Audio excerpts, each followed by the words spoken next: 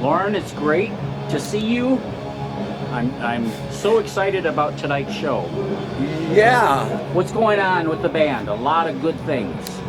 Well, first off, we're in Grand Rapids. It's the first time we've been back to Grand Rapids since 1971.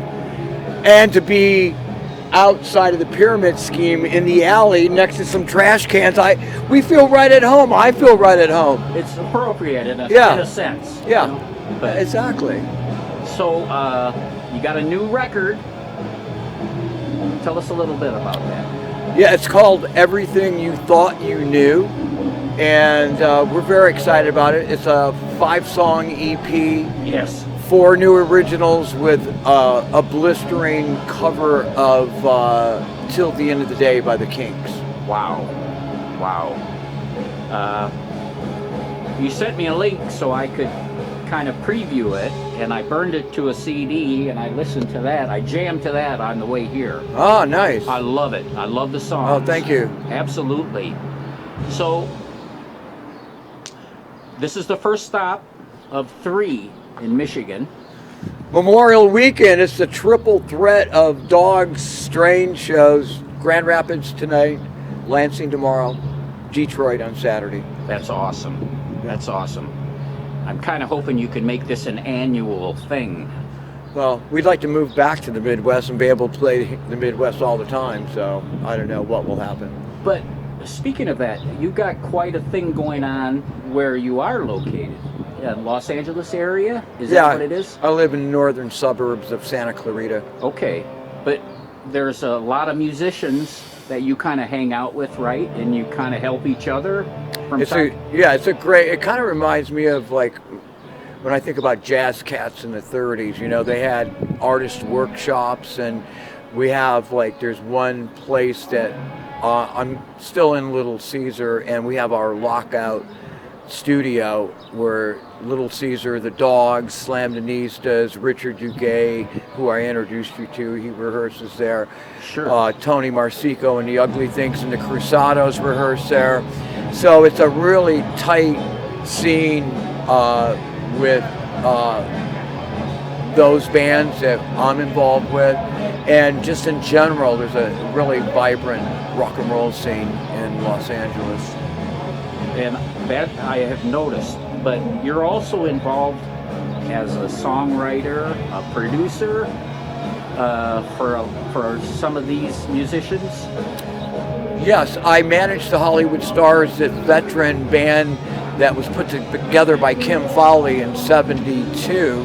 Wow. And they were signed to Columbia and then dropped, and then Clive Davis signed them in '76. But they were the first band that we met when we moved to Hollywood. Kim had invited us down to their showcase, and so I've been friends with them, and they were looking for a manager to kind of herd them back to be an active band. Okay. A couple years ago, and it was a real honor that they asked me to manage them, you know. And sure, I mean, I manage the Dogs basically, but to manage those guys, and you know, I said I hope I'm nicer than Kim Fowley, because he used to yell at them, and you know, I don't do that, but I definitely kind of corral them in the right direction. So.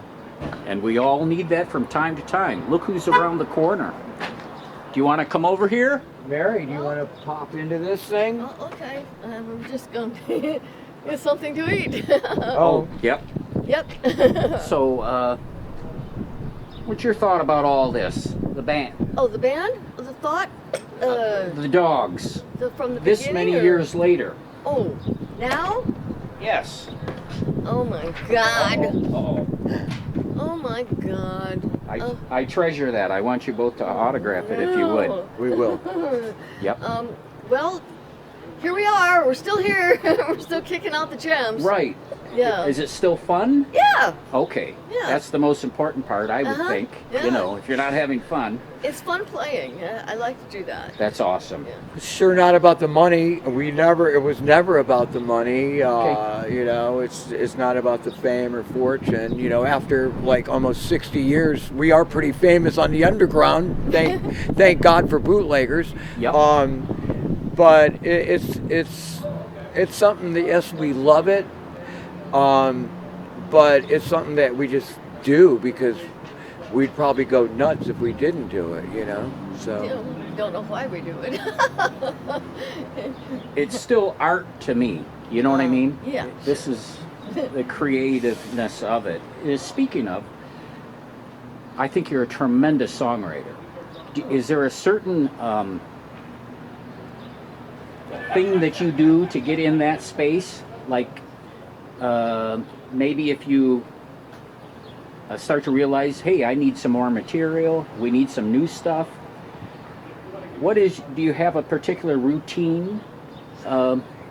Yeah, I don't know. I mean, you know, just looking at the headlines in the newspapers Okay. on my phone or whatever, that's some inspiration of like getting me pissed off to write some songs to hopefully, you know, have a counter view on this reality that we're living in. You gotta have inspiration. And Sure. you know, of course, those Detroit bands and very influenced me, and Absolutely.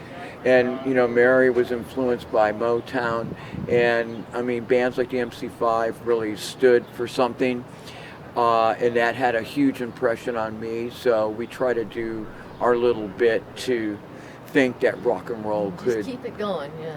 keep it going and liberate people's minds. Absolutely. I think it, you know, I couldn't survive without music as a listener. But I think that's part of the magic of it, that there's some meaning behind this. There's a purpose, so to speak.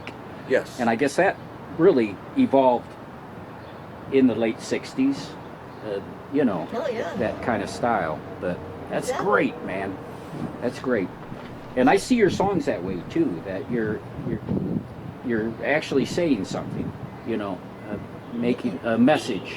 Gotta have a message. Absolutely. Absolutely. Well, Well. It's a deep subject. short and sweet, Yeah. but I appreciate both of you Yeah. taking the well, time. you know, it's funny. Anybody watching this, when you edit this and stuff, is like how you saw us when you were 12 or 14. I was 12. It's 1971. And First live Muskegon. band. First live band I ever saw was the Dogs.